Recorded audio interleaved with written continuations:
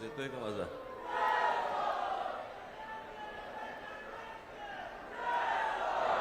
माझा आवाज येतोय सगळ्यांना?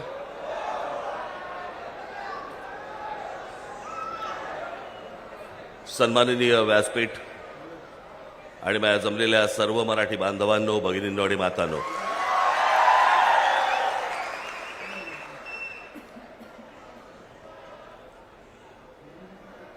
गेले 2 दिवस जरा थोडीशी तब्येत नरम आहे.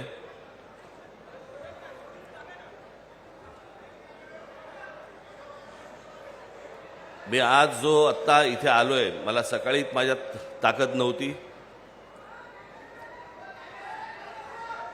मी फक्त जयंतरावांच्या प्रेमाखातर, तुमच्या प्रेमाखातर म्हणून मी आज इथे आलो. फार काही लंब भाषण करणार नाही, परंतु जरा पावसाळा कमी झाला की पनवेलमध्ये मी सभा नक्की देईन, निश्चित देईन.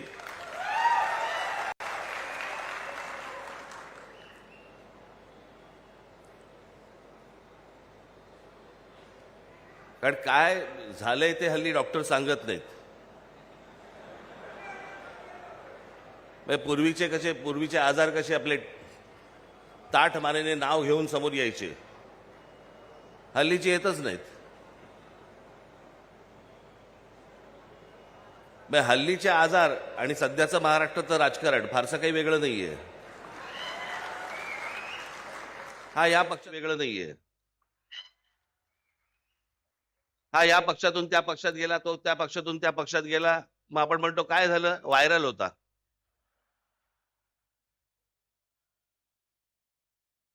हे सगळे महाराष्ट्रात व्हायरल खूप फिरतायत.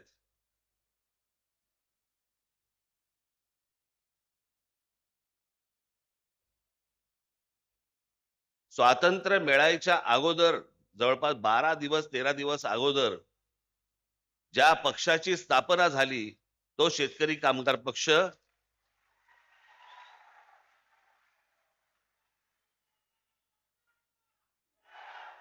ते 3 ऑगस्ट 1947 ला स्थापना झाली आणि 15 ऑगस्ट 1947 ला स्वातंत्र्य मिळालं.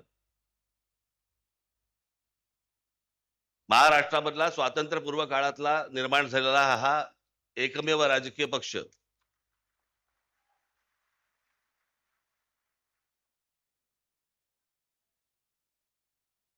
इतक्या वर्षानंतर देखील हे सगळं टिकून आहे, हे खरंच आश्चर्य आहे. मला अजूनही आठवतंय की 1981 साली शिवसेनेचं पहिलं अधिवेशन मुंबईला झालं होतं आणि त्या शिवसेनेच्या पहिल्या अधिवेशनाला प्रमुख पाहुणे म्हणून श्रीपाद अमृत डांगे आले होते, कम्युनिस्ट पक्षाचे. खरं तर शिवसेना आणि कम्युनिस्टांमध्ये कधी मधून विस्तवी जात नसे, पण राजकारण आणि राजकारणी हे उदार होते, मोठ्या मनाचे होते. ते मोठं मन आता संकुचित व्हायला लागले सगळ्यांचं. म्हणजे आज जर समजा विचार केला त्या गोष्टीचा, तर शिवसेनेच्या व्यासपीठावरती श्रीपाद अमृत डांगे येणं म्हणजे भगव्या व्यासपीठावरती लाल ध्वज येण्यासारखं होतं.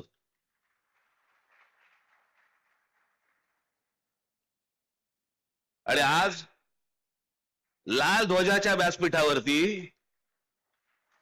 2 भगवे ध्वज हे त्या व्यासपीठावरती आलेले आहेत.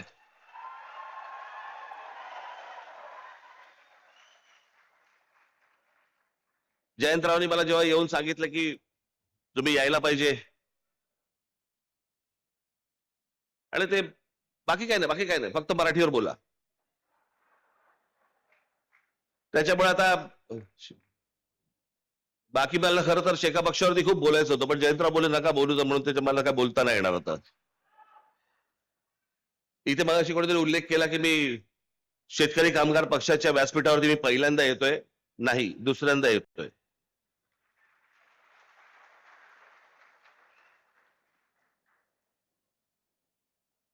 पाच वर्षापूर्वीच्या लोकसभेच्या निवडणुकीला मी जयंतरावांच्या प्रचाराला पण आलो होतो.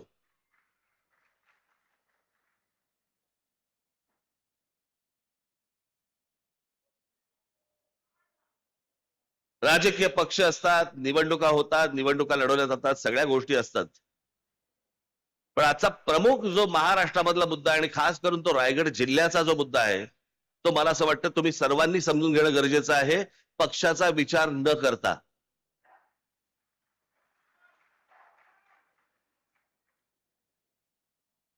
आज ज्या प्रकारे या संपूर्ण रायगड जिल्हा हे अटल सेतू वगैरे झाले, जेव्हा जेव्हा चांगले रस्ते ज्या वेळेला आलेले आहेत त्यावेळेला जर राज्यकर्त्यांचं लक्ष नसेल तर तो प्रदेश बर्बाद व्हायला वेळ लागत नाही.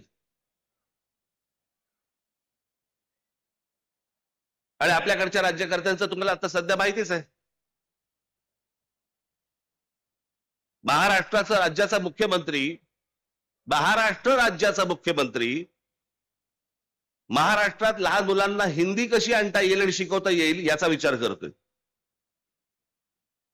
पण महाराष्ट्रामध्ये जे काम धंद्यासाठी येत आहेत त्यांना मराठी कशी येईल याचा विचार नाही मुख्यमंत्र्यांच्या मनात.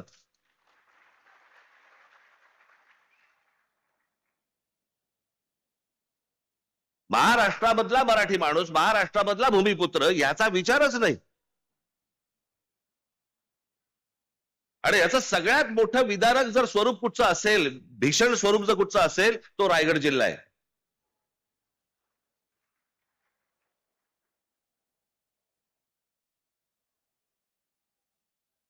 आज या रायगड जिल्ह्यामधल्या अनेक शेतकऱ्यांच्या जमिनी चालल्या आहेत. कुठे चालल्या आहेत, काय चालल्या आहेत? जमिनीचे व्यवहार करणारे पण आपलेच, कुंपणच शेत खात आहे.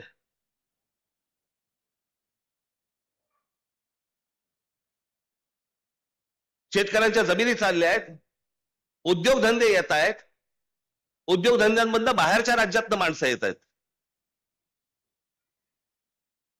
मी आज ज्या व्यासपीठावरती आलेलो आहे त्या पक्षाचं नाव आहे शेतकरी कामगार पक्ष.